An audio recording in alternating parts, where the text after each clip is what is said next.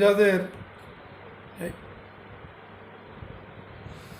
যাদের ভাগ্যরেখা চন্দ্রের ঘর থেকে উঠে এইভাবে হেডলাইনের উপরে দাঁড়ায় এবং এই হেডলাইনটা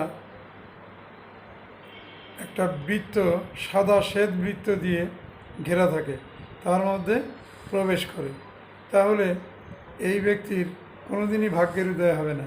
যতদিন এই বৃত্তটা থাকবে ততদিনই তার দুর্ভাগ্যযোগ চলতে থাকবে। সর্বজন বিদিত পরীক্ষিত, যদি কেউ চ্যালেঞ্জ করো তো করতে পারো। তো এই রেখাটা এরকম যদি থাকে তাহলে এই ফল হয়। এবার যদি কেতু এবং রাহুকে শুদ্ধ করে অর্থাৎ মেরামত করে যদি এই বৃত্তটাকে উধাও করে দেওয়া যায় তাহলে এই রেখাটা আবার ক্রিয়াশীল হয়। তখন এই ব্যক্তি মহাভাগ্যবান, অর্থাৎ কারোর দ্বারা, অন্য কোনো মহিলা তাদের দ্বারা এর ভাগ্য আবার পুনঃপ্রতিষ্ঠিত হয় এবং স্বমহিমায় সগর্জনে ভাগ্য এগিয়ে যায় সামনের দিকে।